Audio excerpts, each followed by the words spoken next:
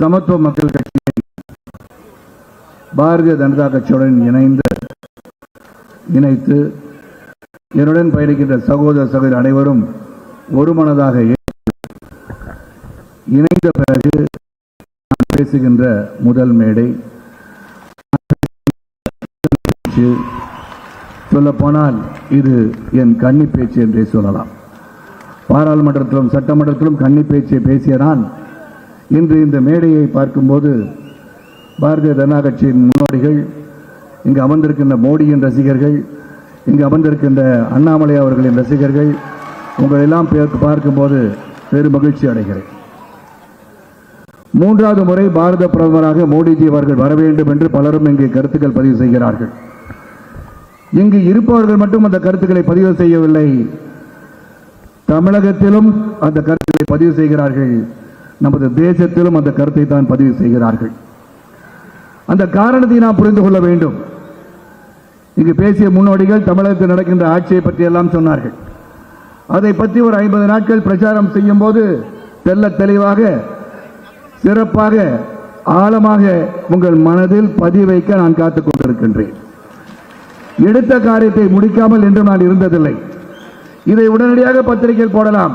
ஆக நீங்கள் உங்கள் பயணத்தை முடித்துக் கொண்டு தேசிய நீரோட்டத்தில் சேர்ந்து விட்டீர்களே, எடுத்த பயணத்தை முடிக்கிறீர்கள் என்று சொன்னால் ஊழலற்ற சிறந்த மக்களின் தேவைகளை அறிந்து செயலாற்றுகின்ற ஒரு தலைவன் நாட்டிற்கு தேவை என்ற அடிப்படையில் எந்த ஒரு சுயநலம் இல்லாமல் எந்த ஒரு சுய லாபமும் இல்லாமலும் நாட்டிற்கு தேவை நரேந்திர மோடி அவர்களின் ஆட்சி என்பதை உறுதி செய்யும் வகையில் தமிழகத்தில் இருக்கின்ற இந்த ஊழல் ஆட்சிகளை அகற்றிவிட வேண்டும் அடிப்படையிலும் 57 ஆண்டுகள் தமிழகத்தில் ஆட்சி புரிந்து விட்டார்கள் இந்த திராவிட கட்சிகள். அது என்ன திராவிடம் என்று புரியவில்லை.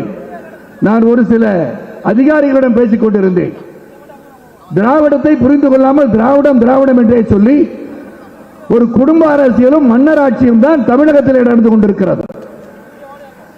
அது ஒரு சாதாரண தொண்டன், ஏழை எளிய ஒரு தொண்டன் நாட்டுக்காக சேவை செய்ய வேண்டும் என்று வருவதற்கு, ஒரு தலைவனாவதற்கோ ஒரு பதவியில் அமர்வதற்கோ வாய்ப்பில்லாத இடத்தில் கையை கட்டிட்டு இருக்காங்க.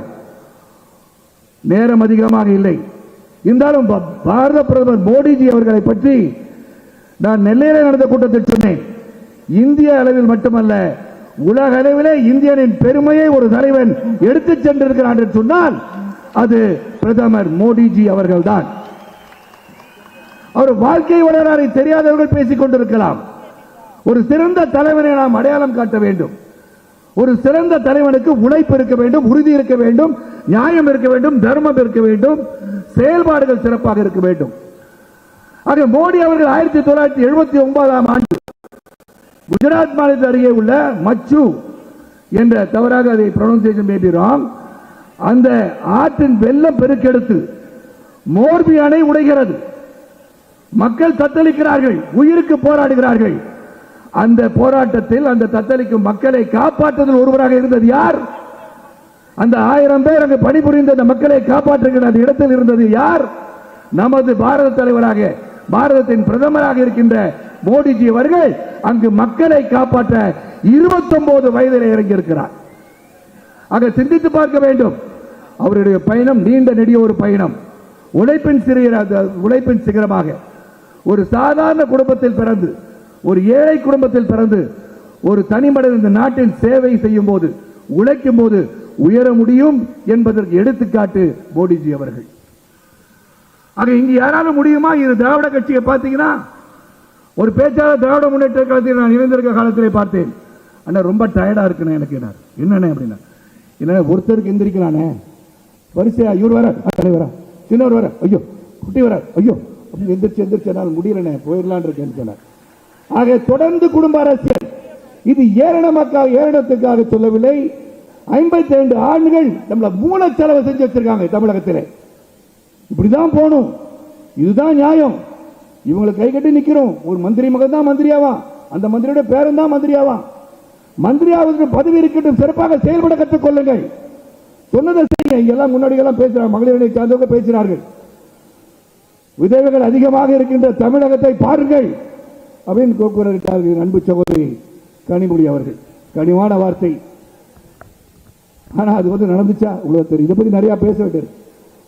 என்னை பொறுத்தவரை, இங்கு தமிழகத்தை பொறுத்தவரை, நான் விருதுநகரே சொன்னேன் ஒரு முறை ஒரு மாநாட்டிலே, நாற்பதும் நமதே என்று ஒரு சூளுரைத்தேன். அப்பொழுது என் தலைவனாக இருந்த கலைஞர் அவர்கள் கேட்டார்கள், தரத்து இது சாத்தியமா என்று கேட்டார்கள். சாத்தியம் என்று சொன்னேன், நடந்தது. இன்று சொல்கிறேன், மக்கள் மனதிலே ஆழமாக தாமரை பதிந்து விட்டது.